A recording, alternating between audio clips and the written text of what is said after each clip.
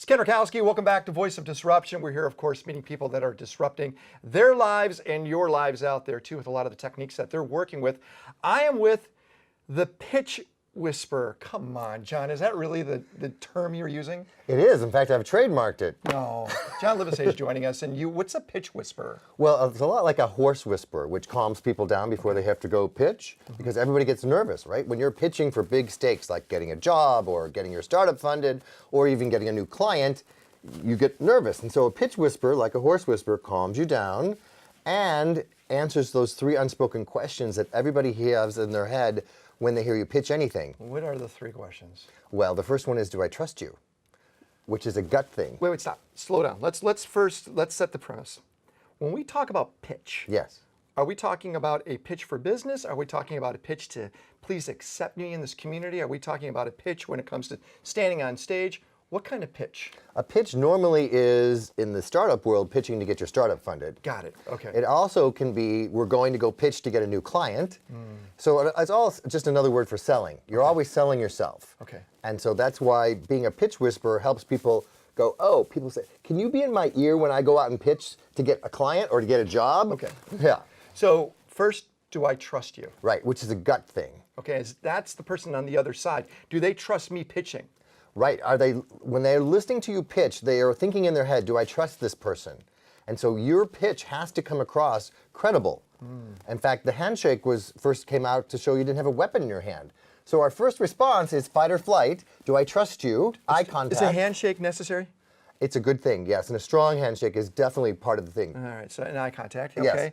And we're setting it like, okay, we've just connected. Right. How do I establish trust with that person on the other side?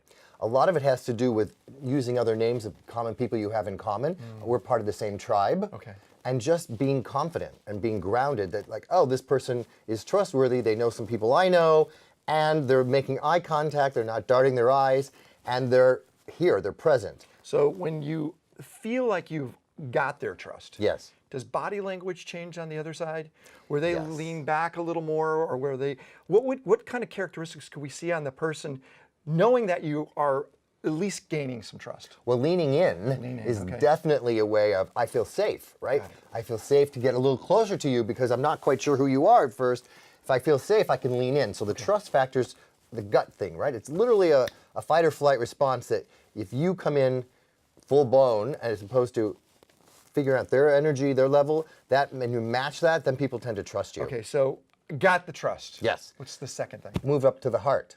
Do I like you? Which is all about empathy, right? The more you can put yourself in somebody else's shoes, they go, oh, this person not only gets me, but I like them, right? They are someone who's likable. And the best way to increase your likability is to increase your empathy for that person. The feelings.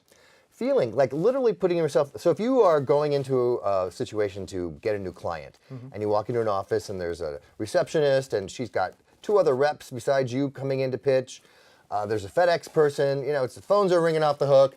There's Crazy. all kinds of things you can say. You can say, hey, I got a 2 o'clock appointment. That's kind of rude. Or you can say, hey, I'm sorry to bother you, whenever you have a minute. That's sympathy. That's not empathy. Empathy is, wow, you must feel like an air traffic controller today. Look at all that stuff going on. You're making a connection. You're making a connection. So when you leave after you give your pitch and the person who's making the decision says to the receptionist, hey, what do you think of those people from XYZ company? I really like them. Okay, so first you got to make sure your trust, Yes. what's 3? In the head. In the head. Will this work for me? And this is where storytelling comes in, Ken. The more you can paint a picture and put people in a story of someone you've helped who's just like they are, they see themselves in the story, and then they go, oh, I could see how this could work for me, because that's the number one reason people say no after they trust and like you is, oh, sure, it worked for a bunch of other people, but I could never do that. Okay, so you have to paint them into that story, but they have to see themselves in that story. Exactly, right. So when we do a pitch, we always heard this elevator pitch concept, 10 seconds, 30 seconds. Is that out the window, or is that still the proper concept? Oh, that's still the proper concept all the time, whether you're literally in an elevator, at a cocktail party. And the 2 key things to have a great elevator pitch are, who do you help and what problem do you solve? Okay. Because if you answer those 2 questions in a way that people can go, oh, I totally understand.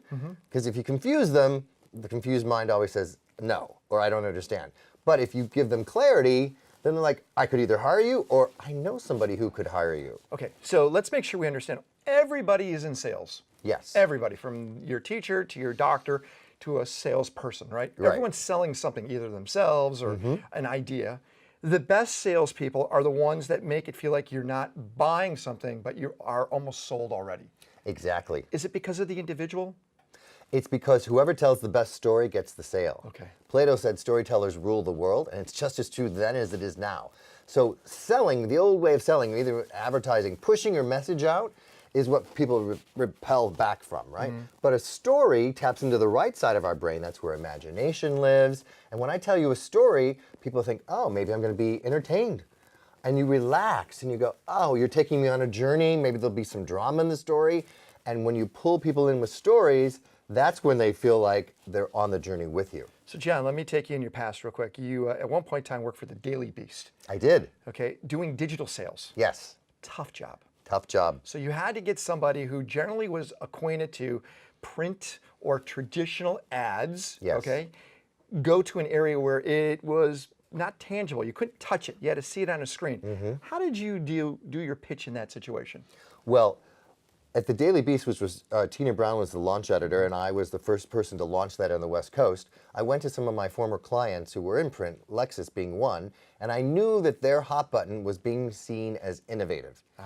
Okay. And editorially, Tina was going to launch an innovation channel on the site as one of the tabs and cover that. And I had us mock up what the Lexus ad would look like if the car drove across the screen, being innovative with, as opposed to just a basic ad, and then integrate them into the content. And when that, they like to be first, and I knew that, and I knew they liked innovation for branding, that's how I got Lexus to advertise. So what you did is, first, they trusted you because there was a past relationship. Yes. 2, they liked you because you've, of course, been around, they enjoy you. And 3, you were able to have them visualize themselves in that story. Exactly. So you followed that whole path. I totally did. So as long as you can do those 3 things, closing that individual should be a lot closer. It's like landing a plane. I think like you're a co-pilot with your buyer, right? You're not in the back and they're flying the plane, or vice versa. If you see yourself as a co-pilot with your buyer, when they make the announcement, we're now landing at JFK, no one stands up and says, what the heck, we're landing? No, you know what's going to happen.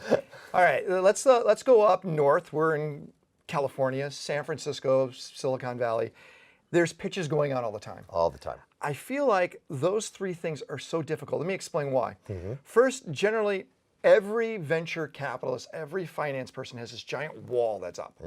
So to get through that wall, to get them to like you and to trust you has to be very difficult. And then the third thing is they've heard so many pitches. How do you position yourself to feel different? Well, let's address the first 2. One investor told me, if you can't figure out how to get a warm introduction to me, you probably can't figure out how to get to your customers. Valid point, okay. So if you can get a warm introduction, investors hear about 2,500 pitches in a year, fund 1%, 25. 24 of those 25 come from a warm introduction. Okay. So you really have to have that down. Then once you're in front of them, there's intrigue tips that you can use to pull people in and get their brain to hear something they haven't heard, right? You're given sometimes 10 minutes, but if you don't grab them in the first 90 seconds, forget it. Forget it. Right? So that first 90 seconds is giving them a statistic of something they didn't know about you or what you're doing, because people make the mistake and think, if I give you a product demo, you're going to give me money. And they're investing in the jockey, the person, not the horse, because the horse, the idea probably is going to change. So that's the big aha for most people, is to say, I'm selling myself to an investor, not my idea. It's always the individual. It's always the team. Warren Clough, do you know who he is? I do, yes. Warren talks about the crocodile brain, okay? And how we have this primordial brain that sits there, and as long as you get beyond that brain that wants to mate or eat and get to that logical side, Right. you're getting closer to the sale. But getting through that, again, impregnable area is really tough. Let me give you a scenario. Okay. 16-year-old kid wants to get a car from mom and dad. So have they established the trust? Have they established the like? And how do they get their parents to actually see them in that situation? Right. Well, having been there myself Right. many years ago, my parents were always saying, look, you have our trust until you blow it. Okay, got it.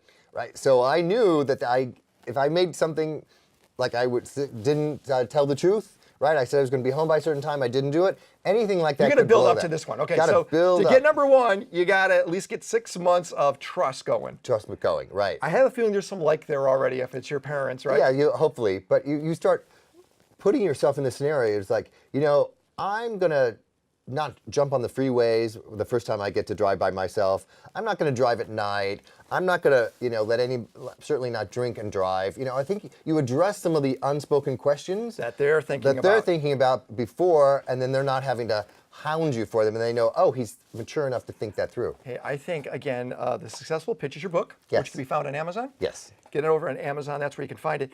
But I don't think just the people that are trying to raise funds should be getting this book. It is the 16-year-old kid who's trying to get the car from mom and dad. No, because everything's a pitch. Everything's a pitch. Everything's a pitch. I mean, a proposal's a pitch. So going through this process is something that you really need to understand. I call it speed to cool. How do you get to cool right away? Last thing, best pitch person. The best pitch person would have to be Steve Jobs. Yeah. I mean, getting people to stand in line for a product, that is because it's that gotta have it feeling, right? He painted a picture better than anyone else ever has. He was it. Now, people want to hunt you down. Where do they go? JohnLivesay.com That's it. is my website. And if people want to text the word pitch to 66866, I'll send them a free ebook on getting to yes. Do people do that? People do that. People Really? love it because they don't have to go online and click on a link. What They is it just again? Pitch, the word with a P, and you 66866, and boom, they get a free ebook. Why not? Free is me, right? Go for it, get it. John, I appreciate you hanging out with us. Thanks, Ken. We got a lot of great people. I got some big surprises during today's show. Our next guest, who's going to be joining us, you ready for this? He actually affected all of your lives. Trust me, I'll tell you more. Ken Rutkowski, that's John Livesay. We're here disrupting you on the Voice of Disruption. We'll be right back.